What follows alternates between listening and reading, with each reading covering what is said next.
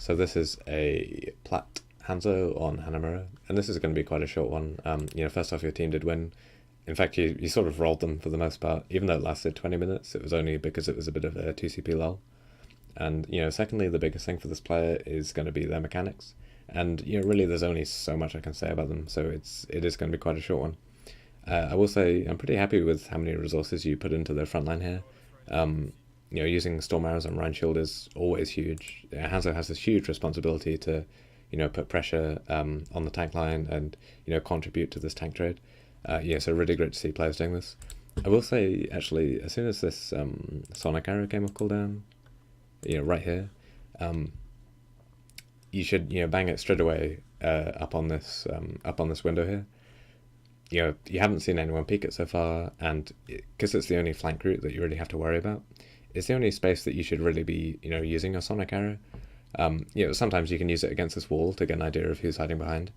But you should think like, oh, why haven't I seen anyone peek that yet?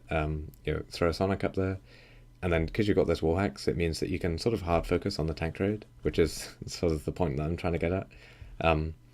If you use your Sonic Arrow in a way that it gives you early info, it lets you really hard focus on this tank trade, and really winning games as Hanzo often just depends on how many stats that you can put out into the front line, because you can really carry the tank fights with the pretty insane damage potential that Hanzo has.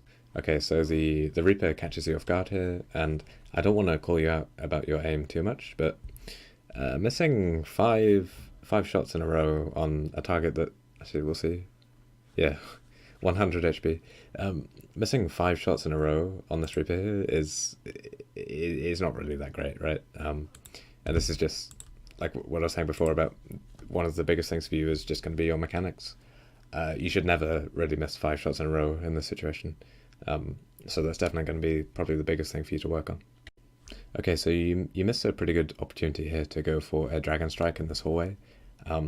Dragon Strike is really, really strong on this, in this hallway here. Probably one of the best places in the game, actually, for it. And maybe you're falling into this trap of thinking that you have to combo it with Grav. And I guess it'd be true if you were attacking the second point and you need to get those opening picks to sort of close it out. But when you're defending, all you really need to do is sort of kill or zone out a couple of members of the enemy team when they start pushing. And Dragon Strike is really great at doing this. And a bit of a shame you didn't really see an opportunity to go for this here. It's a really good play to make with Dragon Strike.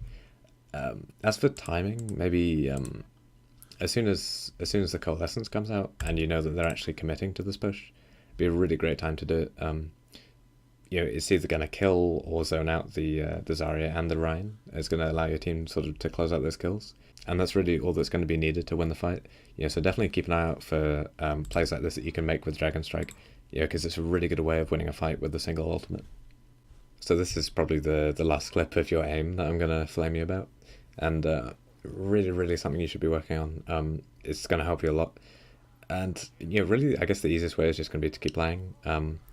For a more specific thing, you focus on leading your shots, because if we watch from about here, pretty much every single shot that you miss is landing just behind your target, and you're sort of aiming as if it was hit scan, right? Really focus on leading the targets. If you need to mess around in practice range for a while just to get used to the projectile times, go for it. Because it is really going to help you if you can learn to start leading these targets. Because your accuracy with Storm Arrow is great, right? You delete people with Storm Arrow, but your auto fire is a little bit sloppy some of the time. So definitely something you should be focusing on. Okay, so the last thing I'm going to talk about is target priority. Mercy res, always. Like whenever the enemy has a mercy, always be on the lookout for the res. You didn't even see it, I don't think. As Hanzo especially, you're a hero that's really well equipped to deal with mercy resing. Obviously you can one-shot her. You have Storm Arrow. Out at the moment. You can easily burn her down. You don't even react to her though. Always be not only on the lookout for her going for the res, but be listening out for the audio cue as well. It's very, very obvious. Always a target you should be focusing on. Okay, so pretty short review, but your team did just sort of roll them for the most part. Your biggest errors were just missing shots, so definitely focus on that. Remember to lead your targets. Your storm arrows were really good though.